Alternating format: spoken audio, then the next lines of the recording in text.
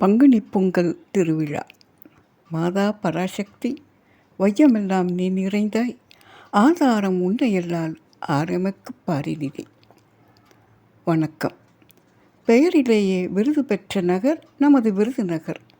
நம் நகர் வணிகத்திற்கு பெயர் பெற்றது. கர்ம வீரர் காமராஜரை ஈன்றெடுத்த புண்ணிய பூமி என்ற புகழ் பெற்றது. கல்வி வளர்ச்சியில் நிகரற்றது என்ற சிறப்பு பெற்றது.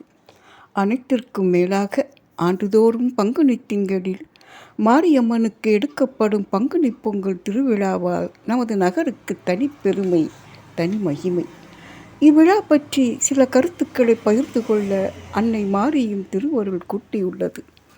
1933ஆம் ஆண்டிலிருந்து விமரிசையாக கொண்டாடப்படும் இவ்விழாவை பற்றி எண்ணி பார்க்கும் வேளையில் சொல்வதற்கு எத்தனை விஷயங்கள் இருக்கின்றன என்ற மலைப்பு ஏற்படுகின்றது. பலவாக விரியும் அச்செய்திகளை முத்தமிழ் போல், முக்கணிகள் போல் 3 தலைப்புகளில் அடக்கி காணலாம். அவை கோயில் பற்றிய வரலாறு, பொங்கல் நிகழ்ச்சிகள், பிற செய்திகள். வரலாறு. 1910ஆம் ஆண்டு வரை அம்மன் சிலை தரைமட்டத்தில்தான் இருந்துள்ளது. 1923ஆம் ஆண்டில்தான் மூலஸ்தானம் கட்டப்பட்டு மண் சுவர் எழுப்பி கூரை போடப்பட்டது. இதை முன்னின்று நடத்தியவர் அமரர் டி. சின்னப்ப நாடார் அவர்கள். விருதையில் வாழும் சீரும் சிறப்புமிக்க குடும்பங்களில் ஒன்று டிசிகே குடும்பம். இக்குடும்பத்து முன்னோர்களில் ஒருவர் அமரர் டி. சின்னப்ப நாடார்.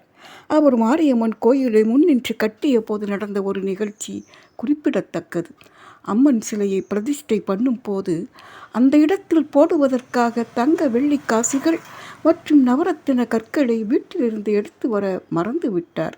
அப்போது அவர் குடும்பத்திற்கு நன்கு பரிச்சயமான பெண் ஒருவர் அவர் வீட்டிலிருந்து அவற்றை எடுத்து வந்து கொடுக்க பிரதிஷ்டை இனிது நிறைவேறியது.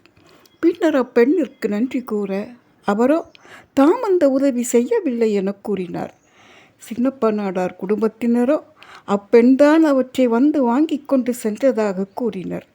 அந்த மாரியம்மனே தக்க நேரத்தில் அந்த பெண் வடிவத்தில் வந்து செய்த அருள் லீலை அது என்பது அனைவருக்கும் புரிந்தது.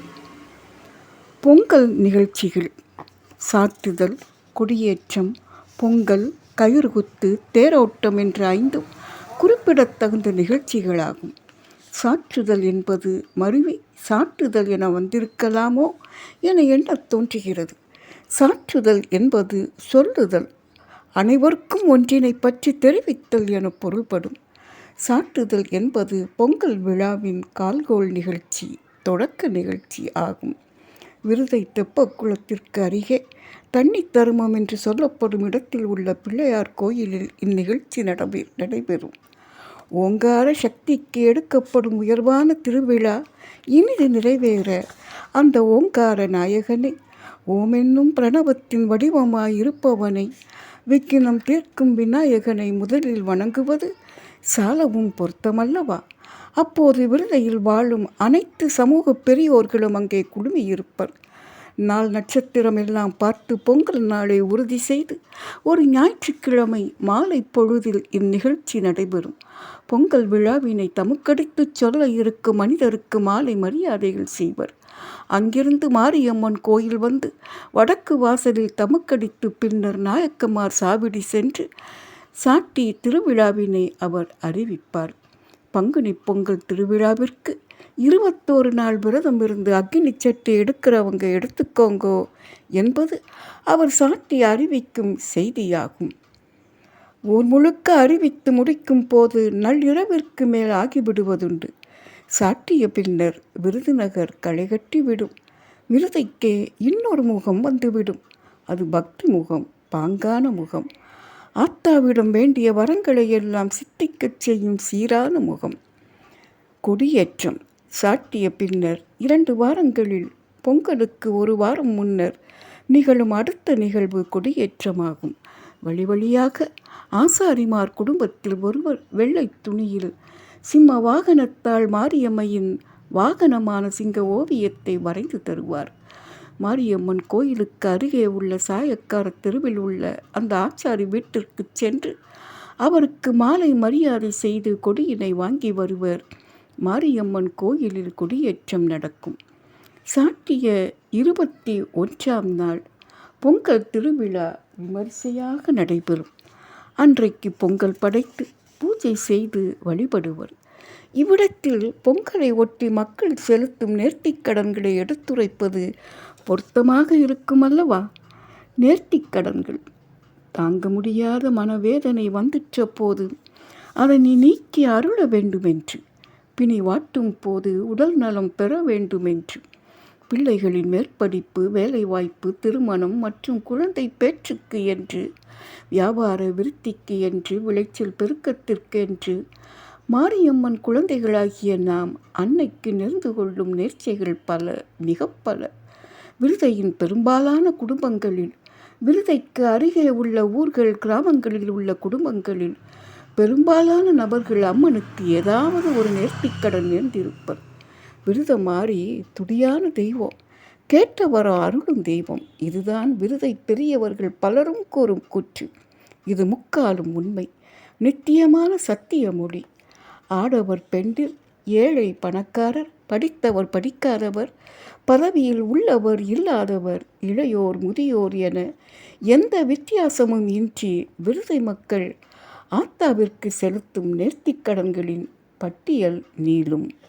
அம்மனுக்கு குளிர குளிர தண்ணீர் எடுத்து ஊற்றுதல், கயிறு குத்துதல், அலகு குத்துதல், அக்கினிச் சட்டி எடுத்தல், முடி காணிக்கை செலுத்துதல், கரும்புள்ளி வெண்புள்ளி குத்துதல், கரும்பு தொட்டில் எடுத்தல், சேத்தாண்டி வேஷம் போடுதல், கோயிலில் உருண்டு கொடுத்தல், மாவிளக்கு எடுத்தல், பொங்கல் படையலிடுதல், பூமாலை சூட்டுதல், புத்தாடை சூட்டுதல், கண்மலர் காணிக்கை, உருவ பொம்மை வாங்கி வைத்தல், உண்டியலில் பணம் போடும் காணிக்கை என பல நேர்ச்சைகள் பக்தியின் வெளிப்பாடுகள்.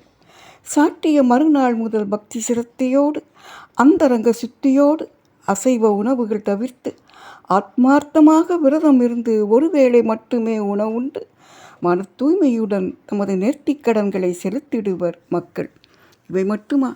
கோடையிலே இளைப்பாறிக் கொள்ளும் வகை கிடைத்த குளிர் தருவாக நீர்ப்பந்தல், நீர்மோர்ப்பந்தல் அமைத்து குளிர குளிர நீரும் நீர்மோரும் பானகமும் அருந்த கொடுத்தல், அன்னதானம் கொடுத்தல் ஆகியனவும் குறிப்பிடப்பட வேண்டியவையாகும்.